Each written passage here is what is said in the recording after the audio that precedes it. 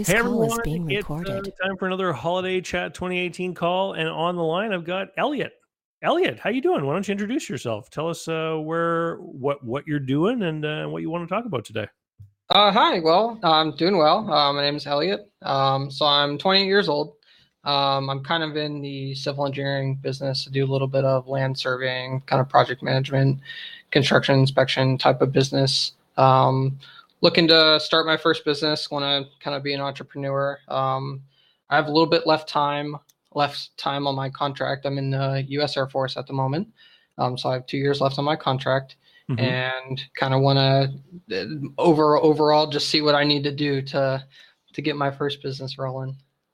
Okay, so you want to start a business or buy a business? Buy a business. Yeah. Sorry. Okay. So, how old are you again? So I'm 28. Okay. Right now I have about 30K in the bank. Just kind of sitting. By the end of my contract in 2 years, my hope is to have about 70,000, somewhere around that range, Mhm. to be able to buy a business. So kind of overarching, my big question is, what I need to do now to prepare for that to buy a business in about 2 years' time. Okay. So I do have some specific questions, but It's a great question, and at your age, and in your position financially, it comes down to a couple of things. Number one, um, if somebody is going to lend you money to buy a business, a banker, they're going to want to know that you know how to manage money. And so, if you're able to accumulate savings over the course of time, number one, that's the biggest, most difficult thing, and it sounds like you got that licked. Okay. mm-hmm. Number two, do you have any consumer credit at all, like credit card balances, things like that? So I do have a little bit. My credit is currently recovering, but I hope to have about a score of like 700 in 2 years' time. So am recovering a little bit, but I do have one credit card right now that I'm using, repairing everything, paying off some old debt. So I'm kind of in that situation. So, if you can pay down your balances and keep on top of your credit, then your credit score should improve over the course of the next 2 years. Mm-hmm. What you're going to want to do as you get to the end of your Air Force contract is you're going to want to apply for things like a line of credit at the bank.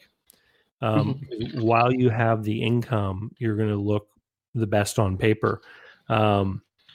And when you go to buy a business, there's your cash, there's money you're going to borrow from a bank to buy the business, and then there's money that the seller is going to lend to you, the seller financing portion. Mm-hmm. And so the sort of the bad thing you have to deal with is that at your age, you're not going to have a lot of business management experience, right? I mean, you're probably going to have civil engineering experience, and if you pick a business that's in a related field, everyone's going to see how your experience is going to be applicable. Have you been doing some leadership stuff in your role in the Air Force? Yes, so I've been a project manager for 4 years of that time, and I currently supervise a shop of about a work section of about 4 people at the moment. So I do have some leadership experience. I've been through some leadership classes in the Air Force that they've offered me. And yeah, I've had project management experience as far as like construction experience. So that's kind of where my skill comes in. But that does include like cost estimating, being able to manage the project, look at all the lines of accounting and the kind of itemized list of things. So I do have kind of experience with that, but not specifically like business management or like owning a company or stuff like that. Well, the big component I think that might be missing would be sales. Okay. Right. Because it's, that's the one part, when you're in an organization like the military, you're not, I guess at a certain level, people might, try to be persuasive in what projects should move forward and things like that. But you're not out trying to, deal with customers and sell them on a construction project. You're basically fulfilling a need that's been determined somewhere else. Right. Right. So there's like a list of requirements that comes down, and I mean, those projects compete within themselves, but I don't have to necessarily convince anyone of that. So kind of a unique situation. So Yeah. how would I go about kind of building those skills like in sales or being able to market myself in that way? Well, before we get to that, let's talk about Okay. where you are in the world. So Okay. are you currently based in the US?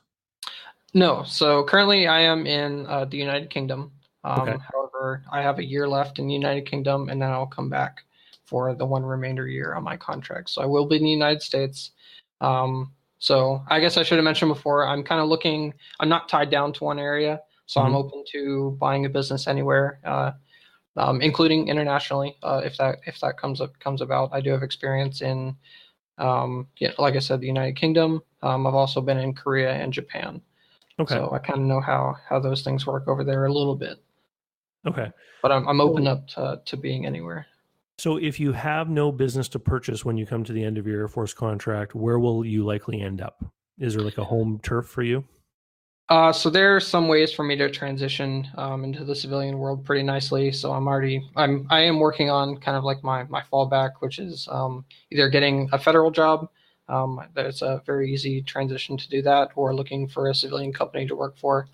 But I'd rather, own my own company. But I am pretty, I'd say, competitive as a surveyor and the skills that I have. Okay. So, So so here's kind of what my advice would be is that when you are approaching the end of your contract, you start looking for a role somewhere in a private business that would involve customer facing activities. okay. So sales, customer service, etc. Um, because buying a business doesn't always happen on your timeline, Right. right? And it's very easy for somebody to say, here I am, I'm exiting the military, I'm free to go anywhere I want to. I want to start looking for a business. And then you start going through broker listings and you start to travel around to visit different businesses and you start to invade your capital. You start to use up the money you have saved, which Hmm. is supposed to be for buying a business. And I actually see this happen quite often with people, for example, who immigrate from one country to another and they bring a bunch of money with them and then they arrive in the new country and they then start looking for that opportunity and of course day-to-day living expenses start to invade the capital and their options start to then close because the amount of money they have available is declining. So I would look for a job in the industry that you think you want to be in that Hmm. have some customer facing responsibilities, sales or customer service. And this is going to be important because when you get in front of a banker or you're creating a business plan, they're going to look at your skills and experience. Whether or not you're able to make a sale is going to be really critical. And Hmm. you're likely not going to be going and buying a business that has 50 or 100 employees where there's a whole sales staff. It'll No. be a small business where you will do work in the business and you'll have other employees. But at the end of the day, a lot of the people that are going to be coming to your business are probably going to interact with you, right? Mhm.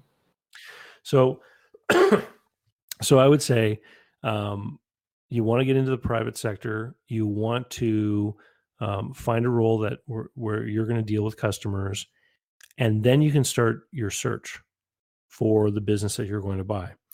Okay. And having an idea of what that business looks like is, in my mind, is critical because there is so much for sale online. You need to be able to sort out what is going to suit you and what is not. And when I work with people in my business buyer adventure group program, what we do is we actually create a list of characteristics of the business. So you might specifically say, I want a civil engineering firm or a surveying firm or something very, very narrow Hmm. focused like that. But other people will say, I want a business that sells to other businesses that is involved in this kind of industry or has a lot of capital goods or does not have a lot of capital goods. Like they'll create these characteristics and many different types of businesses could fit those characteristics. Hmm. Um, and then they'll start trying to create a suspect list and then a prospect list, and they'll actually start to send out letters or communicate with those businesses to see if they are interested in talking about selling.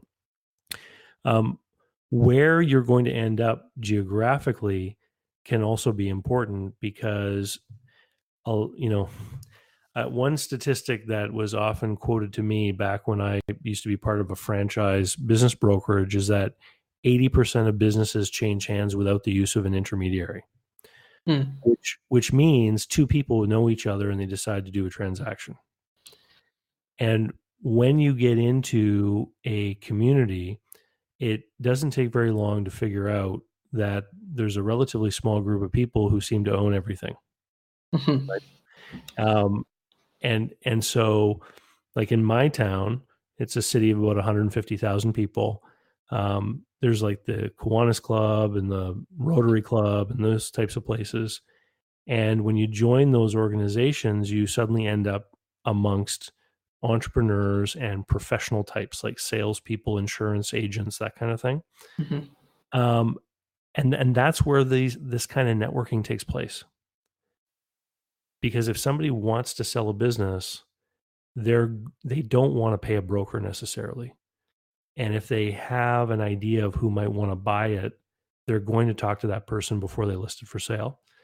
So you can actually create an entire strategy around active networking and creating lists of companies and sending out letters and going out there and meeting people simply to broadcast the fact that you want to buy a business. Okay, so kind of what I should be looking at, or at least on the table, is going private sector in my industry, and then trying to network with people to actively find businesses that are maybe either up for sale or kind of in that realm, and just start networking with people and try to buy a business that way instead of using, I don't know. So I looked on Biz Buy Sell and some other different sites for businesses for sale. So you think that would be a better route? Well, you can look on there. The best deals, I guess, are the ones that you craft before somebody has got the burden of having to pay a broker, and where you can control more things. Like, a business broker is going to say to a seller, like, if you list your business with me, I'm going to get multiple buyers that are going to compete for your business. It's going to drive the price up. And then, the seller then maybe has their expectations set askewed of what's going to happen and what kind of money they might get for their business. But if you're able to create a relationship with someone and they decide they want to sell, and they are at least willing to explore that with you before they go to a broker, well, then you have a shot at shaping that deal. And like I said, 80% of deals are done that way. They're done between two parties without the use of someone in the middle. Okay. Yeah. And the other reason why I would caution you against going and getting a federal government job is this, and this is just my experience, but it's very easy if you get into the civil service to find a very comfortable place. Yeah. And you start to earn good money, and the benefits are really great, and the working hours are not too taxing. And then you can find distractions. Maybe you meet a girl and get married and that kind of stuff. And in my years as a business broker, and in the years following it, when I've just been a consultant helping people do these deals, I have never actually helped a civil servant buy a business. Never. I've had many of them come and look at businesses.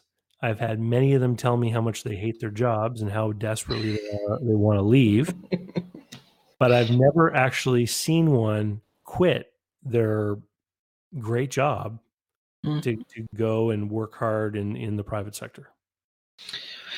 Yeah, I mean, really, if I were to get a federal job, it would just be really for the money. I have no interest. I mean, I'm patriotic and I'm very grateful for the opportunity the Air Force has given me, but I don't want to go back into a government job for a lot of the same reasons. Just a lot of job satisfaction isn't there really, and I want to control my own destiny, for sure. So that's why I want to be a business owner. Yeah. So, um, what outside of the Air Force, what other kind of things have you done as far as work? Have you had any? Did you have any jobs, earlier before you signed up? So I worked a couple different like odd jobs, mainly in like some factories, but nothing that really had skill involved. They were dead end jobs. So that's kind of why I joined the Air Force. So, but What what kind of opportunities do you have for extracurricular pursuits right now? Like, would you be able to volunteer maybe for an organization that's trying to raise money? Like, I always use the example of the SPCA. You know, um, they call me where I live and mm, ask me to donate, for the animal shelter and stuff like that. There are different ways that you can actually develop and work on customer service and sales skills without actually having a job that does that.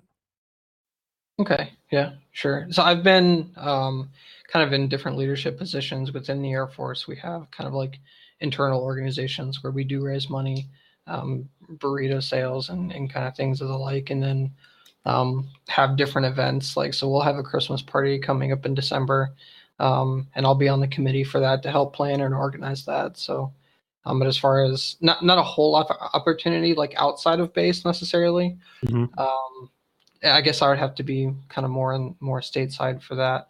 But the military does take up a lot of my time, so I don't have a lot of Mm. time really to use for my own personal time to go do these types of things. Yeah. Okay. And that's what I figured. I know that when you're deployed outside of the home country, that it really is more than a full time job, isn't it? Yeah, yes, very much. Yeah. Yeah. Um, what drew you to civil engineering and surveying? Really, it's just been a passion of mine ever since I was young. Kind of the young boy with his building blocks and connects and Lincoln logs and stuff, and always doing that kind of thing. I was in college for 2 years for mechanical engineering, and I loved it. But I was not ready for college. Let's just say it Mhm. that. um, so that's kind of where my debt came from. But yeah, it's just always been a passion of mine, and landed in when I came into the Air Force, I was given kind of a dream sheet to fill out, and engineering was my number one on there. Mhm. So I'm in a civil engineering squadron, they call it, and I do that kind of thing now. So I really do love the job. It's just kind of the environment that's burning me out. So So this is interesting because what you're saying is that the Air Force is using some kind of tool to help gauge your interest in order to direct you into um, a trade or um, vocation within the force that you're yes, suited to. so yeah, so when I joined the Air Force, I did go to a vocational school for my job for 4 months, and they gave me a lot of knowledge and skills that I'm able to use that I use on a daily basis. Hmm. I will say I'm kind of like a jack of all trades, master of none, but I really like that being able to kind of put my hand in a bunch of different pots and work on it that way. So So, if you're going to do something like civil engineering, of course, the Air Force would have some kind of certification or whatever to say that you're qualified. How does that translate into the civilian world? Would you have to then obtain like a state certification wherever you end up? so I can get a couple different. My job actually is like six different career fields all in one. Hmm. So project management, inspection, surveying. We use a program called ArcGIS and AutoCAD, um, and there's one other one. So project management kind of is kind of the overarching thing. So they do have pathways set up for us to get certifications in civil engineering in kind of each of those disciplines to specialize. Hmm. And those are already nationally accredited. So if I go through some of their programs, they'll be able to give me some money to pay my way to get those certifications. The only things that might be specific if I wanted to be like a home inspector or a Mm. commercial inspector, then it would depend on that state's regional kind of accreditation that they needed for state specific laws. But it's pretty easy to transfer back and forth. When you daydream about being in your own business, what kinds of things sort of pop up? Like, do you see yourself doing something where you help homeowners, or do you see yourself being more involved in like complementing somehow a large project like a bridge or something like that?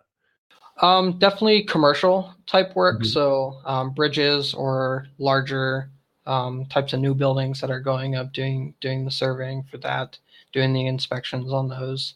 That's kind of like in the military, we build everything to commercial specification, Mhm. with some host nation laws kind of sprinkled in there. For at least in my career, that's where I've been. So that's kind of my focus, more commercial, larger projects. I don't mind doing homeowner stuff, but that's just kind of where my specialty is and what I'm most comfortable with. But I'm open to learning whatever I need to. So, but that's kind of when I sit back in my my big comfy armchair, counting my money. Then that's kind of where I'm looking at doing. So you kind of have already settled on surveying being the thing that you're interested in. Yes, yes, Okay. very much. So, what do you know about the surveying business? So mostly from a technician side, I know all the details, how to use and operate the equipment, know where kind of the trends in technology are going, Mhm. how to work with the other crafts in that field, all the pavement workers and the earth movers and people like that to get everything where it needs to go. I know how to interpret some of the blueprints and the drawings, to be able to put everything exactly where it needs to go, measure things very well, and then kind of like on a larger scale, do topographic surveys to kind of do land surveying and make maps. That's another huge portion of what we do is make maps. So Okay. very good from that aspect of it from a technical standpoint.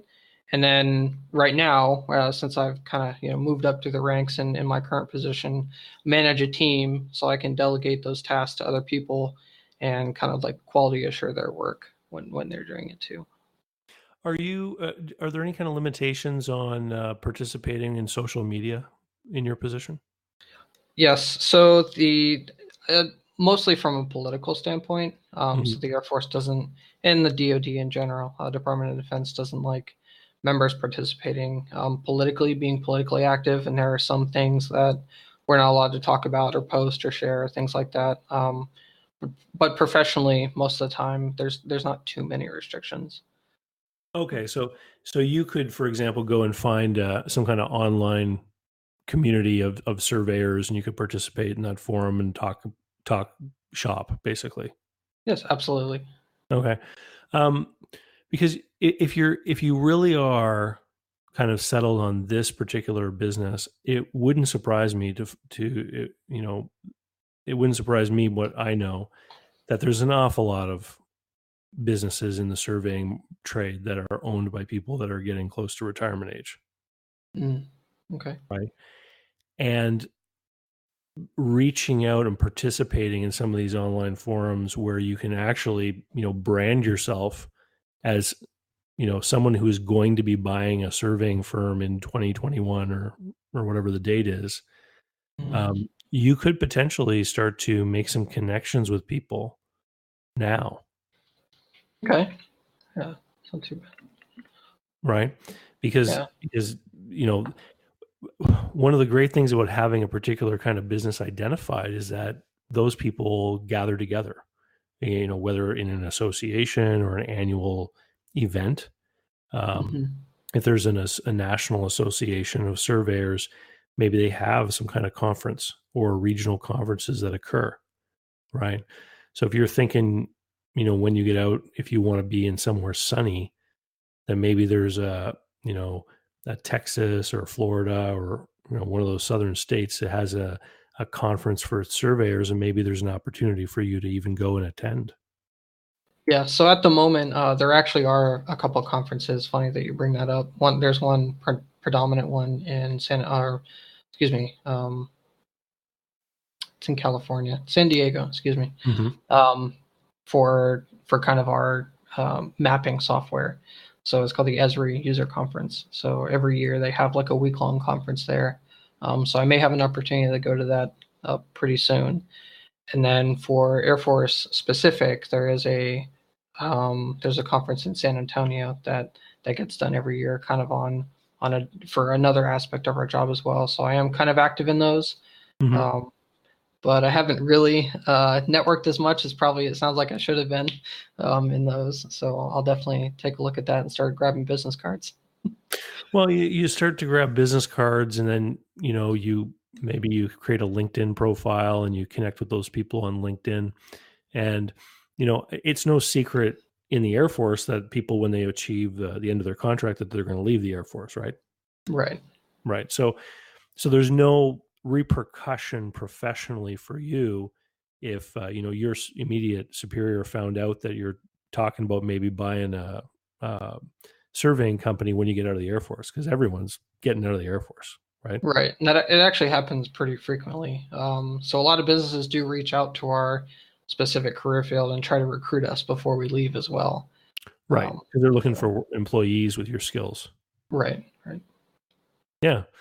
I mean, I can't understate enough the value of just being connected to people and then talking to them. So, you collect someone's business card, maybe when you're in San Diego, and you look up their firm online, and it kind of looks like a business that you think you might be in the market for. Mm-hmm. And what you would do is you would start to do some research on how these businesses change hands and what kind of valuations they typically have. And then you'll get an idea of what you can likely afford. So maybe you're looking for a small firm that has, 5 or 6 employees in the firm, or something like that. Well, with online today, you can go and look up a company's website, and maybe they have a photo of their staff in the office, or maybe they have a contact us page, and you see that there's only 7 names, right? And you can actually start to create a list of businesses that might be within the realm of you to be a target for you to acquire. Okay. And then you start talking to those people. And there's no, you contact someone, and it turns out the owner's 58 years old, and they don't want to sell because they've still got a few years left. Well, maybe that's the business, that's where you go and you work, and you go there with the intention of creating a succession program for that owner. Okay. Right. And so you get out of the military, you go there, you start working in that firm, and you say to the owner, look, by the time you're 65, you're probably going to want out. Let's create a plan together. Maybe after I work here for a year and you see that I'm qualified, let's create a plan to make a transition. Okay. And those internal transitions where people within a business become the buyer, lenders love them, because as a buyer, you're not going into a new business that you don't know and you're trying to figure out how to run it. You're already in the business.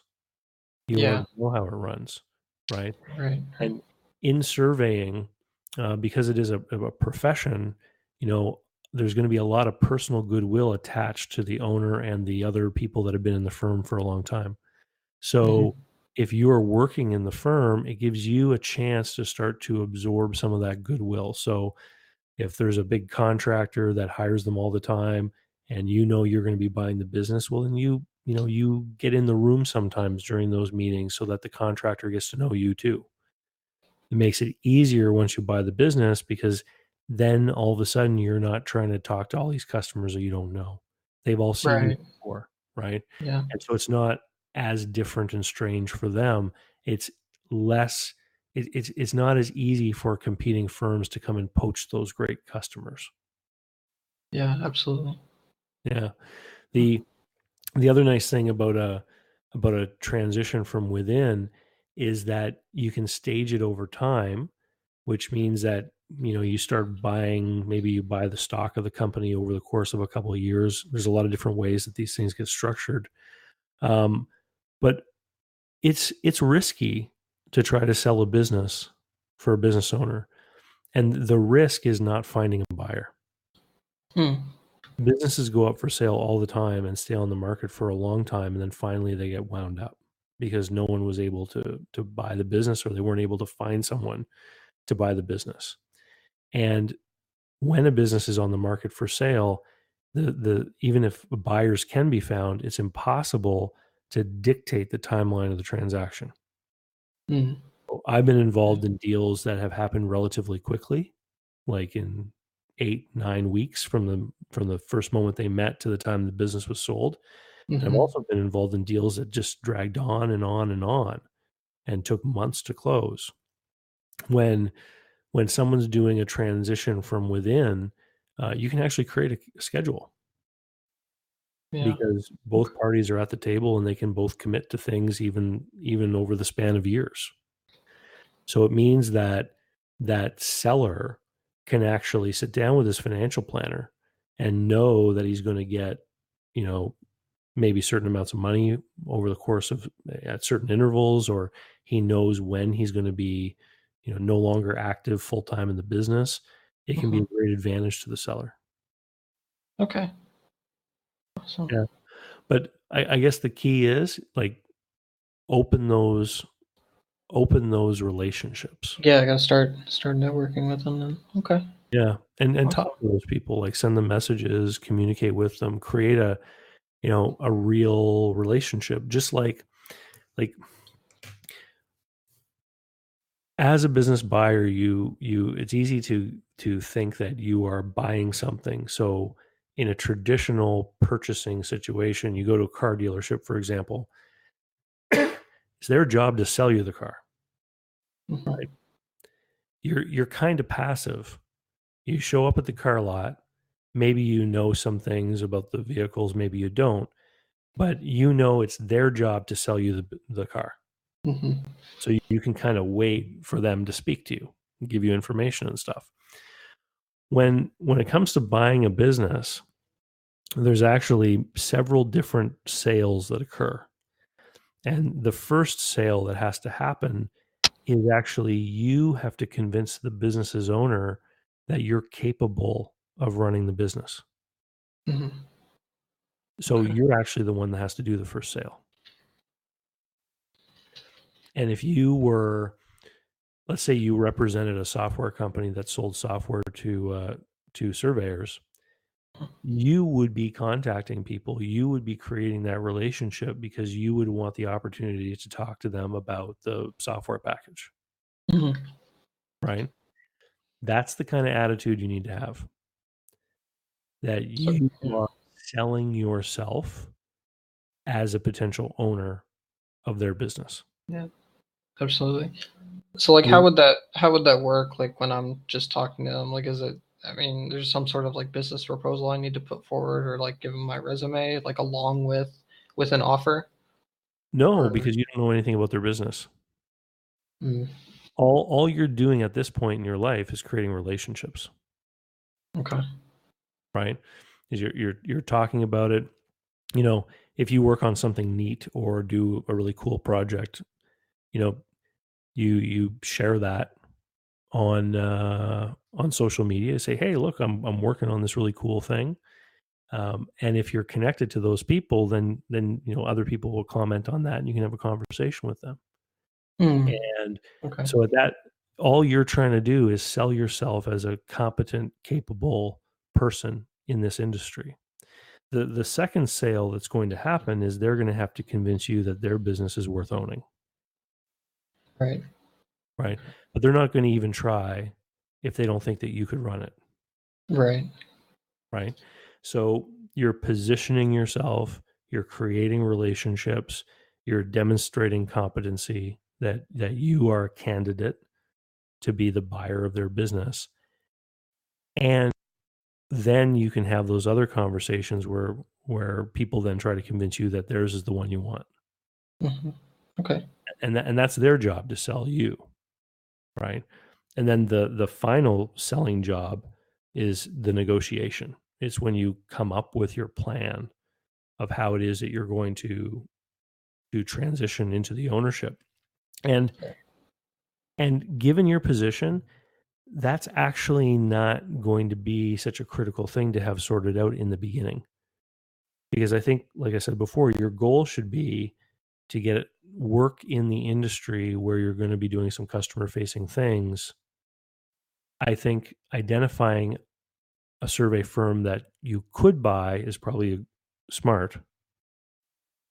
But Mhm. if you don't end up buying that one, you're still going to be able to get all that needed experience and stuff by getting into the field there. Yeah, yeah, absolutely. Yeah, you're not you're not going to meet someone online and make a deal to buy their business before you're out of the Air Force and show up on day one and become the owner. I mean, it could happen, but in my experience, it's probably not going to happen Okay, yeah. because for a lot of different reasons. Number one, if you are going to need to borrow money to buy the business, then the banker is going to say, "Hey, you've never run a business like this before." And number two, if you're going to buy the business and ask the seller to finance you, the seller isn't going to feel confident because they don't know if you can run that kind of business, Okay. right? Yeah. But if you get out there and start doing work in the field, in the business, and you're meeting with customers and you're handling customer service and doing sales and that kind of thing and doing the work, then everyone can see that you're competent, that you can make a business like that work. And that's all part of that first sale, convincing people that you're a candidate. I think I have a pretty good, I mean, resume as it is right now. I think I could come out and say that I'm, pretty technically competent in those areas. Well, right, but being a surveyor is not the same as owning a being the owner of a surveying company.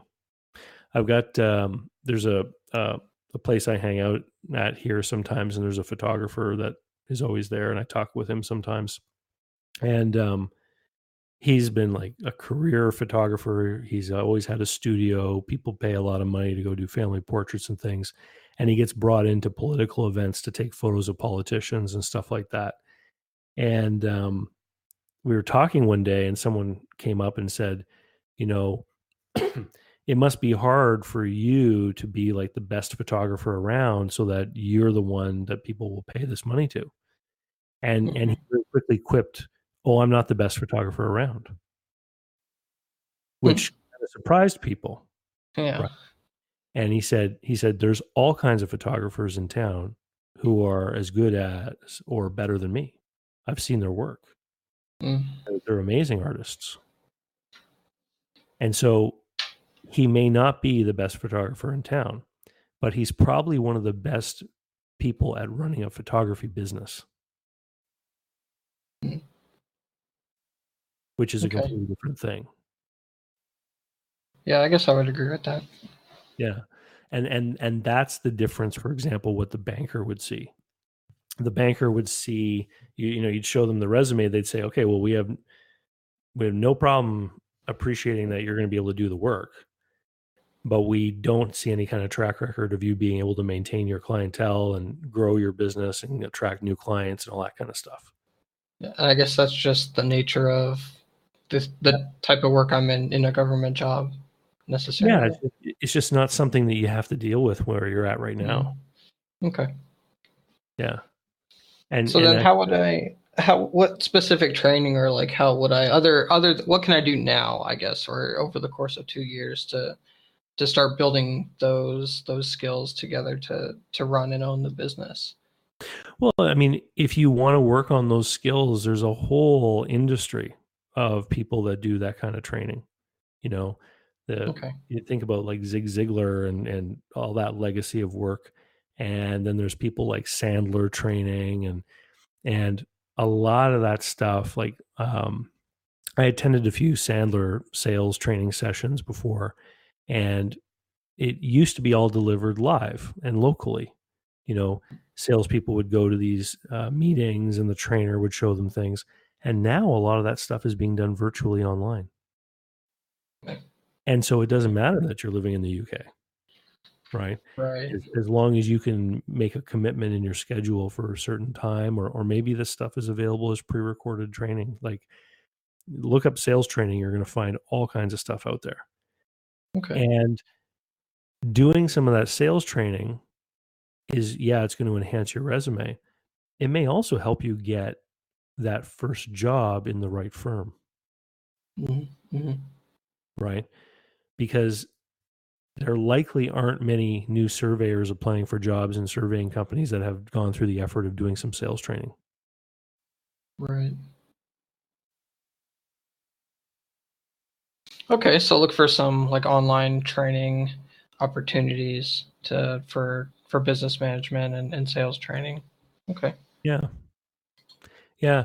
And,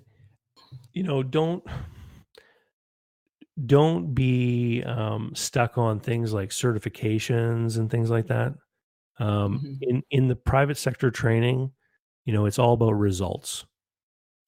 Like Okay. when business owners send one of their salespeople to some kind of sales training seminar, and it costs $1,000 for the day or something like that. Right. Yeah, everyone comes back with a piece of paper, but the trainers know and the business owners know that if those salespeople don't come back and have improved results that warrant the investment, that Hmm. the business will never send anyone else, Right. Okay. Yeah. right?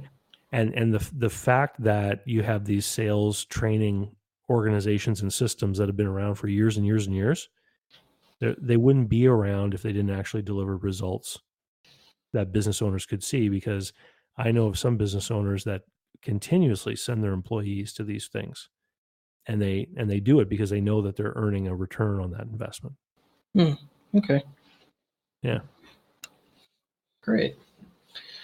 And so many people, listening to this are going to be envious of you in your situation, because you you're at a great age. When I owned my business brokerage, I was in my early to mid 30s, so just a little bit older than you are right now. Hmm. And I really thought that my age was sort of a handicap, because I was competing in a world where everyone else seemed to be much older, in their 60s Yeah. and stuff like that. And the way that I compensated for it was just by trying to do a better job at talking, be better at communicating ideas, be better at allowing people to understand, and showing people that I had a process, that it wasn't, shoot from the hip kind of thing, that there was a process and order to what I was doing. And I knew that potential clients were going to talk to the other people in town. And I said, you know what? It's all going to come down to me just being more professional. Yeah. And if people believe that I'm better at doing it, then they're going to hire me, right? And and it worked. I got listings, I sold businesses, I made deals happen. And one of the reasons I ended up being a business brokerage office owner when I was in my early 30s is because I knew from when I was young I wanted to be in business. I was excited about business. I thought about business all the time. And so many people, I find, spend a decade or two just trying to figure out what they want. Yeah. Like they're kind of lost souls, and they try this and they try that, and after a while they kind of figure it out and they get a direction, a bearing that they can head down. But to be your age with a good income that allows you to take care of debt and to save money and to know exactly what you want to do, um, you're in a great position, Elliot. And um, I think that you're going to do great. Well, thank you very much. Absolutely. So I've gone through, some of those thoughts like, hey, what am I going to do with my life? Am I in the right career field for me? But this really has been a passion for me. Really, like I said, kind of back to my childhood, just playing on the carpet with some blocks, and it kind of turned into this. And I do have like a small group of internally, like I know some people around the world in the Air Force. We kind of have like our little mini group of people who want to own businesses. And one of my friends right now actually does own a business, so I tried to get involved with him, but not really my area of expertise. So kind of need to do my own thing. But this is definitely what I want to do. Um, but I want to get it right the first time. I want to be successful right from the get go and not have to go through some of the heartache of failing if I don't have to. Right. So that's why I'm here on the call with you. Well, don't be afraid of failure, because failure is just learning, right? Hmm. Yeah. And that's one of the reasons why it would make sense for you to join a firm as an employee when you first get out of the Air Force, Hmm. because you want to see how the business is run and how it's going to be different from what you did at the Air Force. Like, you're going to see things done maybe in a way you don't agree with, but it's because the customer wants it that way. Or Right. you're going to see practices that you don't think are efficient, but there's some reason, and it has to do with pleasing the customer or attracting a new customer, that's why the business does it that way. Right. And that's the place where you're going to learn, in the Air Force, working with your engineering group, you're going to learn about doing the work. But it's once you get into a surveying business that you can start to learn about the business of surveying. And Interesting so way to many put it. people who are working in those businesses, they don't get to see or learn about the business of surveying because the owner keeps that stuff behind his door. But if you get in there from the beginning with a spoken statement saying, like, I'm here to learn this business and I want to do the work because I want to buy a business like this, and maybe we can work out a deal for me to buy yours. Well, then you can get yourself into a position where the owner is going to want to mentor you, to teach you that stuff, because ultimately you're going to be the solution maybe to their problem, which is, how do I get out of the business? Yeah, absolutely. Right. And so that's where you're going to have the opportunity to learn from people and learn from the stories, because it doesn't matter what business it is. Every person has made a mistake at one point. They've made an error. I would imagine, they'll be able to tell you mistakes they made about hiring, mistakes they made about, compensating people, or maybe trying to chase the wrong job, or collections. Like, every town has had a big general contractor go under. Yeah, scary. Right? So most surveying companies would probably have some stories about uncollectible receivables, and how to deal with that. way they do things to protect themselves from that. Yeah, some of that for sure. I'd like some coaching in. So yeah, try to get under the wing of the manager and let them know up front, like, hey, I want to buy your business, or at least learn the business of surveying, as you said. So yeah, and so with that in mind, one kind of business you may want to keep your eye out for would be a family firm where the owner already has children working in the business. It might not be the kind of place you want to go. Okay. Yeah, I guess that would make sense, because they want to keep it within the family, or keep it well, like that. Even if a family succession doesn't work out, the presence of adult children in the family business can create problems for a transition. Like, I've seen deals before where the owner's child was in the business and a buyer comes along to buy it, and then the seller wants to create all sorts of provisions to protect the employment of the adult child. So it kind of creates a interesting environment for the other employees, and it can create problems because and then maybe the child has some kind of preferential treatment in the way that their parent has always been treating them, and then they are going to expect that same kind of thing from you. And there's all kinds of problems. Like, there's special groups out there for family succession issues because there's so many of them. Many family succession, like so many things that have to be dealt with, right? So that would be the one kind of firm you probably would want to steer away from. Okay. I guess I never thought about that, but that's good. Yeah, and I actually just, in talking to you, thought about a mechanical engineering firm I know of where there's adult children in the business, and the assumption that the children make is always that they're going to get the business. And they figure that because dad owns it, that they're going to get a great deal on it, or they don't have to buy it the way an outsider would have to buy it. And so they don't save the money. They don't, manage their credit. They then, when dad wants to sell it, they can't do the deal that he wants to do, and it creates all these problems. And it's just something you don't want to be in the middle of. Yeah, that seems like a sticky situation. Hmm. So like looking at businesses that are either up for sale or infiltrating the ranks to kind of get in there. What are some like good, like what should I be looking for as far as like if like maybe I get into a business and things like people start getting laid off or they have to do like pay cuts or whatever, or maybe the economy's not going so good. Like what can I look for that are like for signs of that the business is still running successfully or even growing, or that I would want to take it over maybe in a couple years or down the line. Oh, just simply the fact that they want to begin the relationship with you by hiring you to work there. Okay. Yeah, I Businesses guess they that are might be having a hiring hard another time, person. yeah, businesses that are having a hard time are not trying to find, more staff, Okay. Yeah. right? Um, in your normal due diligence, you're going to want to do some of the things that most employees would look at. Does there seem to be a lot of turnover? Um, Yeah.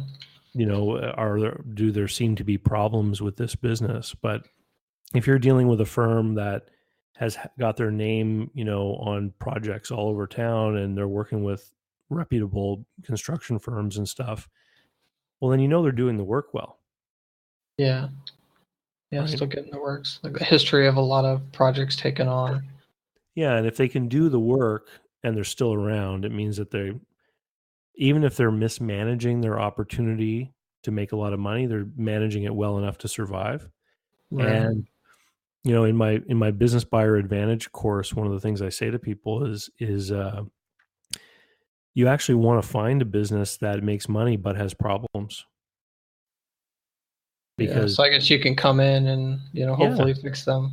because you pay a Make it. price that's based upon the earnings of the business. But if you can fix those problems, then and the business earns more money. Well, then you got a really good deal. Yeah. Yeah. Okay. All right. I'm just taking some notes. No problem. Okay. Great. Have you had any? How often do you look at like SBA loans, or specifically for? I guess you said you never helped anybody in the military or a federal job buy a business. But what Um, information do you think for like SBA loans that I would be like eligible for, or how would I go about getting some of those versus maybe using like a traditional bank or even private lenders? so after 9/11, there was the Patriot loans that were available for a few years, Hmm. and there really isn't anything like that anymore. I'm actually working right now with someone on a deal in Arizona, and they are a veteran. And Okay. basically, the only real thing that they get that different from everyone else is they get a discount on some of the SBA fees. Yeah. So it's it's not like this. Your service is going to qualify you for loans that other people would not be able to get. It's still got to pass all the same rules. It's got to make Okay. sense. Um, I'm not the biggest fan of what the SBA does because they offer so much financing on these Hmm. businesses. Like right now, the 2018 program, it's 90% financing with the buyer putting as little as 5% down and the seller holding 5 or 10%. Mm. So the problem with that is when you make so much financing available, it means that people can leverage themselves higher than they would normally, which means that Yeah. prices get pushed up. And it also doesn't protect buyers because you don't have a sufficient seller financing note that you can offset against if it turns out there's something wrong in the business you only discover afterward. So I Oh, always right. say Yeah. that the SBA doesn't help people buy businesses. The SBA helps people sell them. Mm. And maybe that's what the thinking is over there. Maybe they're looking at the leagues of baby boomers that need to transition out of their businesses, and they're saying, hey, let's make it easier for these people to sell these businesses. I almost think that somebody's trying to, you know, inflate the economy in the same way that those crazy home loans did 10 years Yeah. ago. Yeah, because it seems like there's a lot of finance available. I think I can borrow up to like 350,000 at a pretty low interest. Or from what it sounds like, maybe I'm not getting this quite right, but it's taking a lot of risk off of the seller to sell like a really good business because they'll just get the money outright and then kind of stick it on the buyer. So I'm Well, taking on a lot of risk by doing that, by going through an SBA. yeah, what you do when you borrow money is you lock in a liability. Hmm. So, there's a video on my channel about a guy who bought a cleaning business, and then there are a bunch of problems came about afterwards, and he lost a major customer that the seller probably knew he was going to lose. Mm. So there are all these things that should have been disclosed, and really the guy has a good case for pursuing the seller. Now, if the seller had financed 30% of the deal, well, he'd probably stop paying him. Mm. And so he would have leverage against the seller. To But come back, do something. yeah, to come back and change the deal, or at least give himself some breathing room cash flow wise while Mm. they address the problem. But because he borrowed 90% from the SBA, guess what? None of those options are open. Right, SBA doesn't care what happened. All they cared is you signed the note, you owe the money, right, right. right? So it really locks in the risk and the liability, and then doesn't give you the normal protection features that a properly structured deal should have. Okay. So if If I'm looking, would it be possible then to like get an SBA loan that is just a smaller amount and still have the seller finance as, as much as can be negotiated and Yeah, kind of keep it the same? absolutely, or just a traditional bank loan. Like, Mhm. I say that there's no problem at all in financing hard assets, inventory, that kind of stuff. If there's machinery, equipment, inventory in a business, yeah, borrow against it, because the fact that the bank has collateral builds in a plan B.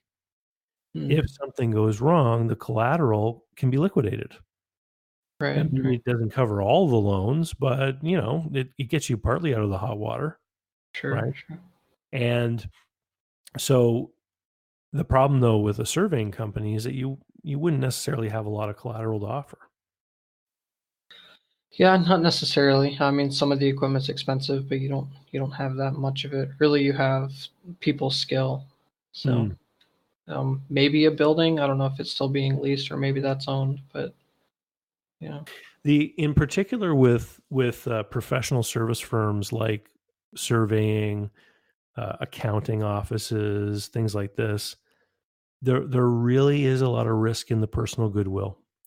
And some of the deals that I've worked on for these kinds of firms, um, the buyers always tend to succeed in getting some big chunk of the consideration put onto the future performance of the client pool that's coming along. So if I have a surveying business, and over the past decade I've worked with a couple hundred different construction companies, let's say, Hmm. or builders, or maybe state or city governments, things like that. Sure. As a buyer, I'm going to be worried that those people won't want to deal with me. And by being inside the business, you help mitigate this problem. But let's say you were on the outside, you weren't working in the business, you were just going to buy the business. Hmm. Well, the value to you in that business is that those people keep coming to you, Hmm. right?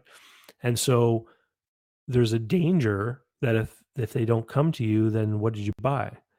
So a lot of these deals will have a feature where it'll say that, you know, um, the sales in the future tied to that customer list are going to impact the flow of payments.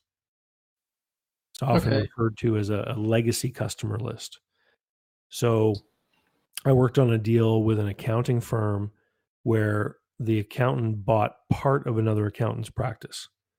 They basically bought the personal tax return portion of that business, because the selling accountant didn't want to do personal tax returns anymore. They just wanted to focus on corporate stuff. Mm-hmm. And literally, it was like, here's the list of the customers.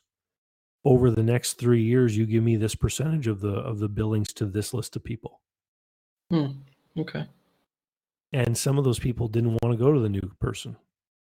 Mm. And so the seller didn't get any portion of that money. Okay.